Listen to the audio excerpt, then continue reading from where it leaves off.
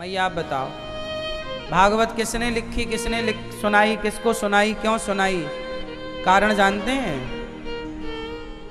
हाँ मैया आप बताओ, भागवत किसने लिखी?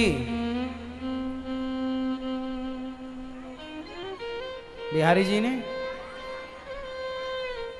व्यास जी? कौन है ये व्यास जी?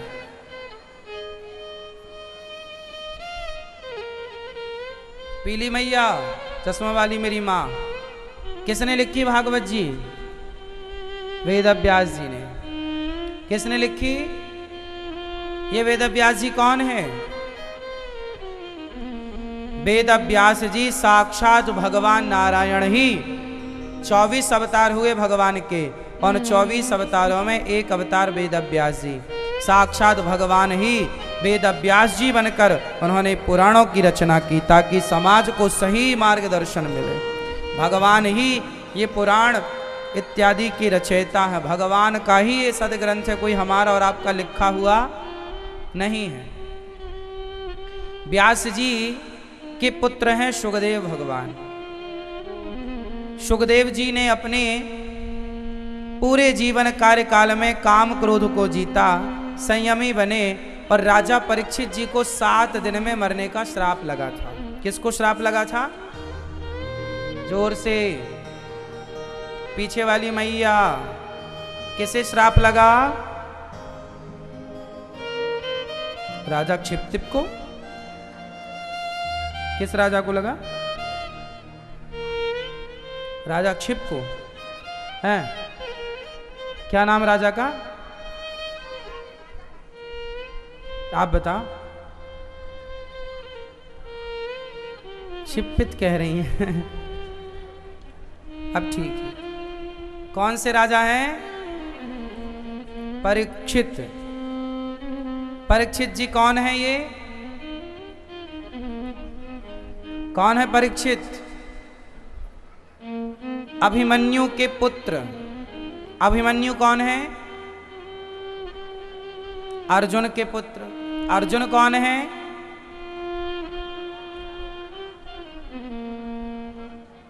पांडु पुत्र। पांडु से पांडव। पांडु कौन है? वेद व्यास जी के पुत्र। वेद व्यास जी कौन है? साक्षात भगवान नारायण। बात समझ में आई? भगवान नारायण के पुत्र हैं। भगवान नारायण ही व्यास जी हैं। उनके पुत्र हुए हैं 3। व्यास जी के 3 पुत्र। चौथे सुखदेव भगवान। व्यास जी के पुत्र हुए हैं धृतराष्ट्र, पांडु।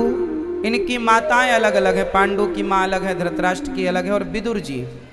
विदुर जी, पांडु और धृतराष्ट्र, ये तीनों भाई हैं। बात समझ में आई? तीनों कौन है? तीनों कौन है? भाई। तीनों भाई हैं। फिर क्या हुआ? धृतराष्ट्र का विवाह हुआ गांधारी से। पांडु का विवाह हुआ किससे? कुंती और माद्री। पांडु की 2 पत्नियां हैं। माद्री के नकुल सहदेव, कुंती के युधिष्ठिर, भीम और अर्जुन। टोटल 5। और विदुर जी प्रेम से अलग रहते भगवान के चिंतन में। तो धृतराष्ट्र के पुत्र कहलाए कौरव और पांडु के पुत्र कहलाए पांडव। बात समझ में आई? पांडु पुत्रों को क्या बोला गया? पांडव। और धृतराष्ट्र के पुत्रों को कौरव। कौरव क्यों बोला गया? कुरुवंश से हैं, इसलिए कुरुवंशी हैं, इसलिए कौरव कुरुवंशी हैं। पांडवों के माता पिता हैं पांडु और कुंती, माद्री। कौरवों के माता पिता हैं गांधारी और धृतराष्ट्र। गांधारी के बेटा नहीं हुआ, एक मांस का टुकड़ा हुआ था। उसके 100 भाग करके व्यास जी ने घड़े में भर के जमीन में वो एक प्रोसेस किया, उससे फिर 100 बच्चे हुए। तो धृतराष्ट्र के 100 पुत्र ही कौरव कहलाए, 100 कौरव। फिर अर्जुन जो हुए, अर्जुन का विवाह भगवान श्री कृष्ण की बहन से हुआ। क्या नाम था? क्यों? भगवान श्री कृष्ण की बहन का नाम क्या था? क्या नाम था? मैया आप माता, क्या नाम था? सुहोदा है? सुभद्रा। भगवान श्री कृष्ण की बहन कौन थी? कौन सी बहन थी ये? कौन से नंबर की? पहले, दूसरे, तीसरे, चौथे, पांचवें, छठवें, सातवें, आठवें, नौवें? कौन सी?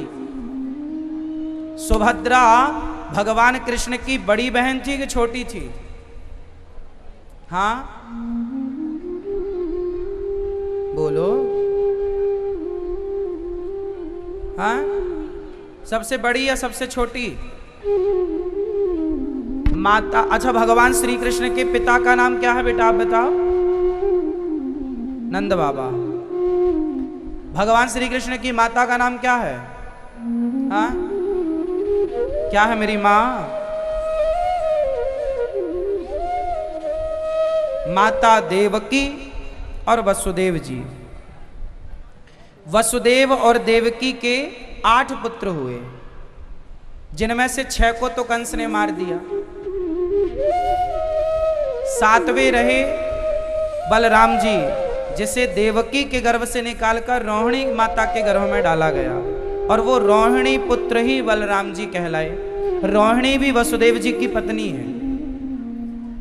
वसुदेव जी की 13 पत्नियां थी। माता देवकी 7 बहन थी, और 7 का विवाह वसुदेव जी से हुआ था।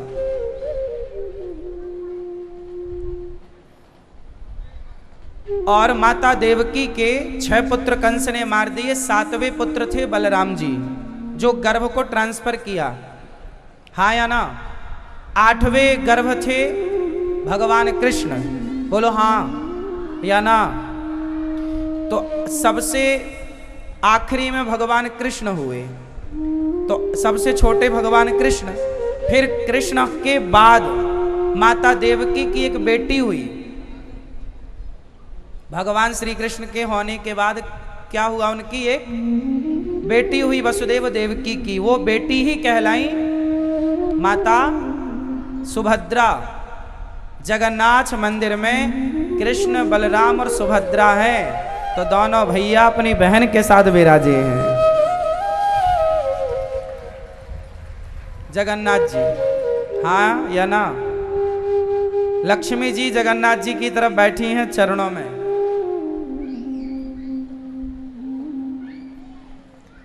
तो जो सुभद्रा थी, इनका विवाह बलराम जी दुर्योधन से कराना चाहते थे। सुभद्रा का विवाह बलराम जी किससे? अच्छा, बलराम जी हो गए बड़े भैया, सुभद्रा हो गई छोटी बहन। तो भैया बलराम जी चाहते थे कि मेरी बहन का ब्याह दुर्योधन से हो, और भगवान श्री कृष्ण चाहते थे कि मेरी बहन का ब्याह अर्जुन से हो। अब बड़े भैया चाह रहे हैं दुर्योधन की तरफ, और कन्हैया चाह रहे हैं अर्जुन की तरफ। अच्छा, बलराम भैया ये नहीं जानते थे कि कितना खुरापाती है दुष्ट दुर्योधन। वो बड़ा मीठा मीठा बन के रहता था बलराम जी के साथ, और भगवान जानते थे कि नालायक कितना बड़ा दुष्ट है दुर्योधन। एक दिन भगवान ने कहा, अर्जुन तुम आओ बाबा जी बन के, चतुर्मास यहीं गुजारो। तो अर्जुन बाबा जी बन के आए। अच्छा, बलराम जी सत्संग बहुत करते थे, तो अर्जुन बाबा जी बनकर आए, और बलराम जी को ही बाबा जी बन के खूब सत्संग सुनाए। बलराम जी बोले, वाह ये साधु जी बहुत अच्छे हैं, ये षड्यंत्र भगवान का था। भगवान ने बोला, आओ बाबा जी बन के, और भैया को जरा अपने बस में करो। तो अर्जुन खूब कथा सुना के और बस में किए, और सुभद्रा सेवा में लग गई। अच्छा, सुभद्रा पहले से ही अर्जुन को प्रेम करती थी। तो भगवान कृष्ण ने रथ तैयार कराया, और सुभद्रा से कहा कि जाओ अर्जुन को लेके भाग जाओ, पर रथ तुम चलाना। अब रथ अर्जुन नहीं चला रहे हैं, माता सुभद्रा चला रही हैं। और सुभद्रा जब चलाई तो बलराम जी को पता चला कि भाई जो हमें रोज बाबा जी बना दिखता था वो हमारी बहन को लेके भाग गया। अब तो बलराम जी आग बबूला हो गए, दौड़े दौड़े गए। कन्हैया बोले कहाँ जा रहे हो? अरे बोले हमारी बहन को कोई उठा के ले गया। बोले आपकी बहन को कोई उठा के नहीं ले गया, आपकी बहन उठा के ले गई उसको। चलो देखते हैं रथ कौन चला रही थी सुभद्रा। तब बलराम जी को बाद में पता चला कि अर्जुन है। बोले आप सीधे मानते नहीं तो ऐसे माने कि देखो भाई सुभद्रा का भी तो मन देखना चाहिए, तो उसका मन कहाँ है। फिर दोनों का विवाह हुआ। फिर सुभद्रा के गर्भ से अभिमन्यु का जन्म हुआ। सुभद्रा के पुत्र कौन हुए? जोर से, थोड़ा और जोर से। पीछे वाली मैया तो बोल ही नहीं रही हो मेरी माँ। पीछे वाली मैया आवाज आ रही है क्या? नहीं आ रही तो बताओ। आ रही हो तो हाथ उठाओ।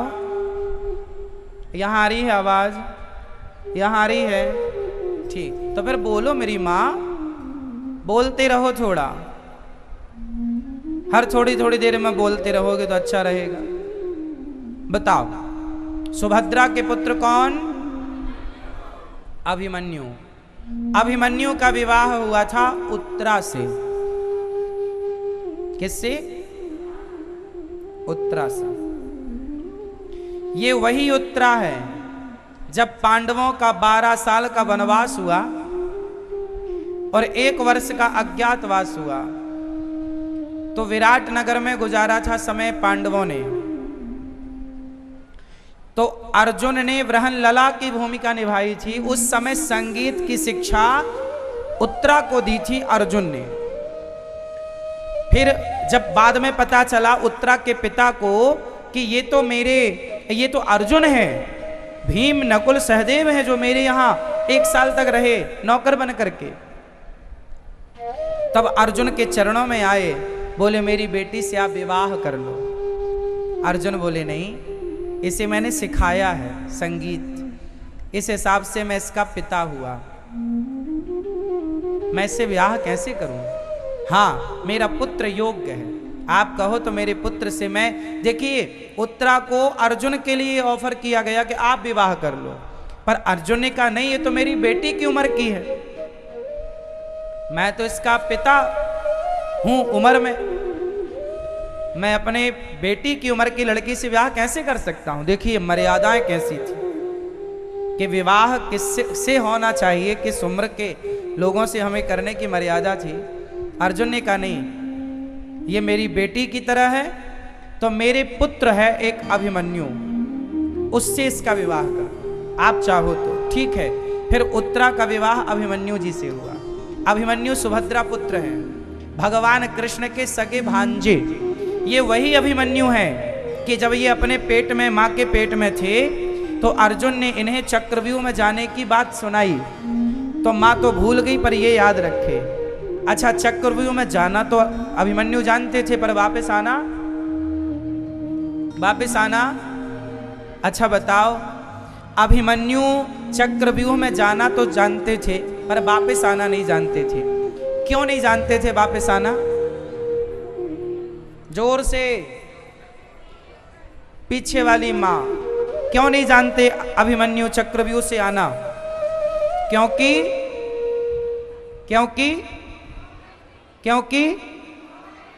अच्छा उनकी माता सो गई थी। अच्छा जिस समय इन्होंने जाना सीखा चक्रव्यूह में, उस समय क्या अभिमन्यु का जन्म हुआ था? जोर से, नहीं हुआ ना, पेट में ही सीखा। तो क्या अभिमन्यु की ये जिम्मेदारी नहीं थी कि जब पेट में जाना सीख लिया है, तो पेट के बाहर जब आए थे, जब बड़े हुए थे, तब पिता से वो कहते कि पिताजी मैं चक्रव्यूह में जाना तो जानता हूं पर आना नहीं जानता, कृपया मुझे यह ज्ञान दीजिए, सिखाइए। तो क्या ये अभिमन्यु की जिम्मेदारी नहीं थी? पर नहीं निभाई ना, इसलिए मारे गए। अपनी विद्याओं को समय के साथ अपने ज्ञान को अपडेट करते रहो। अभिमन्यु ने गलती क्या कर दी कि चक्रव्यूह में जाना तो पेट में ही सीख लिया था, इतने टैलेंटेड थे, लेकिन आना नहीं सीखा। क्यों?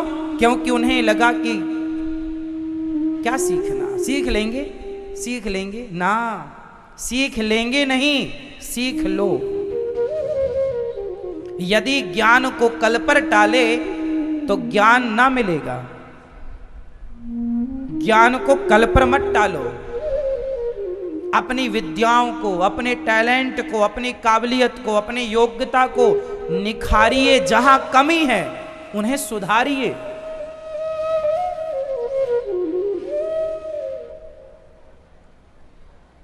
अभिमन्यु जब युद्ध करने गए उस समय उनकी आयु लगभग 18 से 20 साल थी। तो क्या इस 18 साल की अवधि के पहले क्या उन्हें 18 साल नहीं मिला था सीखने के लिए? क्या उन्होंने इस 18 साल में सीखा? नहीं सीखा तो मारे गए। समाज के लिए मैसेज है, समय रहते जाना भी सीख लो, समय रहते आना भी सीख लो। चक्रव्यूह में, ये कौन से चक्रव्यूह की बात मैं कर रहा हूं? अभिमन्यु किस में पड़ के मारे गए, किस में उलझ कर मारे गए? जोर से और थोड़ा बोलो मेरी मां। किस में मारे गए? चक्रव्यूह में।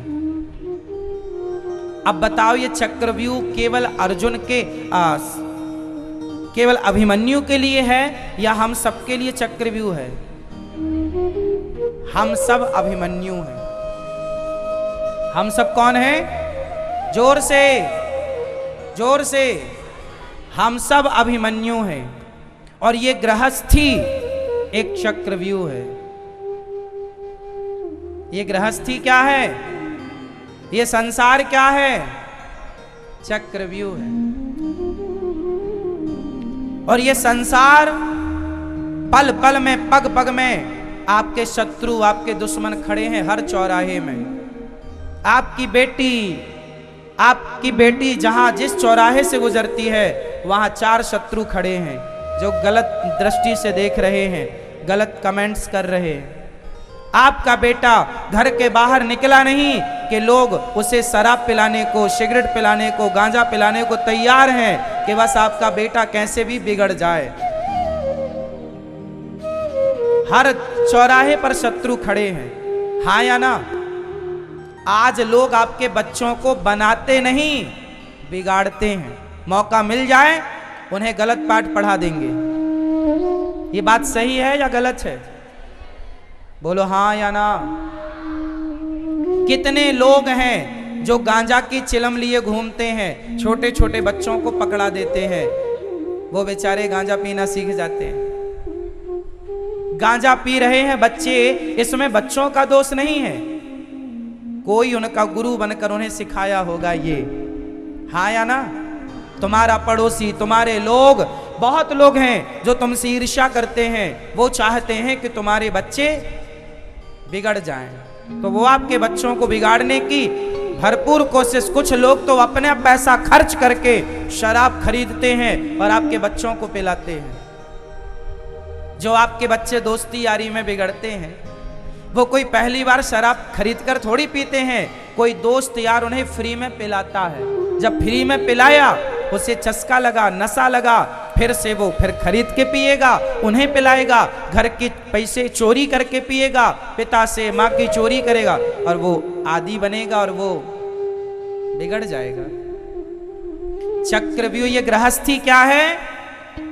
जोर से, एक चक्रव्यूह है। ये जिम्मेदारियां जो आपके पास बच्चों की हैं, बेटा की है, बेटी की है, ये परिवार की है, व्यापार की ये जिम्मेदारियां, इसको निभाते निभाते कई बार आप ऐसा उलझ जाते हैं, आपको लगता मैं चक्रव्यूह में फंस गया या फंस गई। कई बार ऐसा लगता है या नहीं? कई बार आप चक्रव्यूह में फंस जाते हैं। ये बात सही है या गलत है? जोर से, क्यों नींद आ रही है? चलो, कितने लोगों को ऐसा लगा अपने जीवन में कि मैं चक्रव्यूह में फंस गई या फंस गया, एक पल के लिए। किस किस को लगा कभी ना कभी? किस किस को लगा? जिसको लगा वो लोग बताएं। लगा ना आपको? तो बताओ आप अभिमन्यु हो या नहीं? ये महाभारत की कथाएं कोई सुनने पढ़ने के लिए ही नहीं है, अरे हमारी आंखें खोलने के लिए। ये कथाएं हमारी हैं। अभिमन्यु जैसे चक्रव्यूह में फंसा, ऐसे हम लोग कई बार अपने गृहस्थी के चक्रव्यूह में फंस जाते हैं। लेकिन समस्या ये है कि चक्रव्यूह में अभिमन्यु मारे गए। क्यों? क्योंकि उनको जाना आता था, आना नहीं। लेकिन कभी आप ये गलती ना करें, इसलिए मैं आपकी आंखें खोलना चाहता हूं कि गृहस्थी में आप कभी ना कभी 10 साल भर बाद, 10 साल बाद, 20 साल बाद एक दौर पर आप जरूर चक्रव्यूह में उलझेंगे। मतलब आपके जीवन में बहुत मुसीबत आएगी, संकट आएगा, आपको लगेगा मैं उलझ गई या उलझ गया, अब कहां जाऊं, कैसे। कई बार ऐसा भी ख्याल आता है चलो अब आत्महत्या कर लेते हैं। आप आत्महत्या करने का जब मन बनाते हैं, कई बार आप इतने परेशान होते हैं कि आपको लगता है अब हम मर जाएं। इसका अर्थ ये है ये चक्रव्यूह में आप फंस ही तो गए। तब तो ऐसे नेगेटिव थॉट आने लग गए, गलत विचार आने लग गए। यही तो फंसना है।